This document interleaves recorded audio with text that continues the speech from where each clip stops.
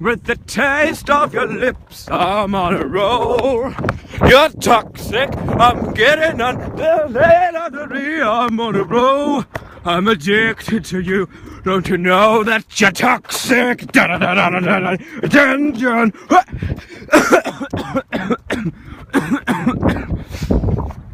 out alone in the countryside.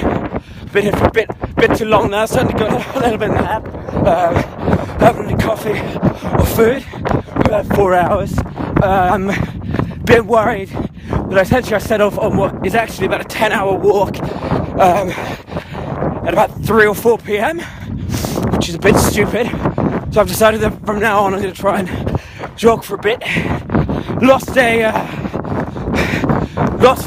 diary that I was writing for the first few hours of the walk, which slowed me down. I've been making much better progress since I stopped doing that, but essentially in that I was essentially making it sound like I was incredibly depressed.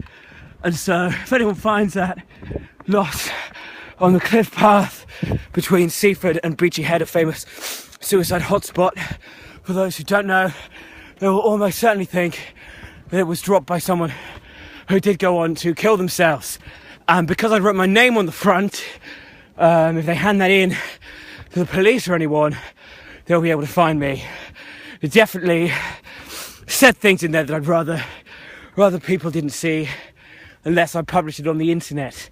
That makes sense. So it's got things in it that I'd rather either everyone in the world could see or no one saw at all, which I realise is a weird way to look at the world, but that's what mine is, and I think that's particularly inspired by the Karl Ove Knausgaard that I've been reading today and yesterday. It's volume 4 of my struggle. Knausgaard, in English they've called it, sorry, it's really steep hill.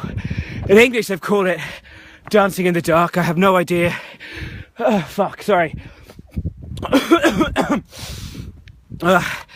In the original Norwegian, I don't know what it's called, but it's all about Knausgaard as a teenager, but of course has little flash forwards to him writing the book in his early 40s, which includes a particularly interesting spin in this one, that it includes him looking back at his teenage years and his relationship with his father, who was of course the main subject of book 1 of Min Camp, My Struggle, about his alcoholic decline.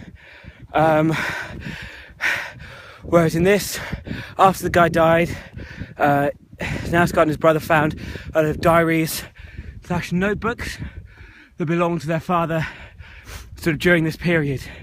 And in that, there's sort of a separate review of all the actions and terrible behaviour that Knausgaard has recounted personally about his father. Because his father could see some element of his decline and his addiction, but wasn't able to stop it. And obviously it led to some very disgusting scenes. Anyway, this isn't a very pertinent review. I'm going to sit down on that over there for a moment, read a bit more Knausgaard. I think he's finally going to make sex, have sex. Whatever. Soon. I need to sit down.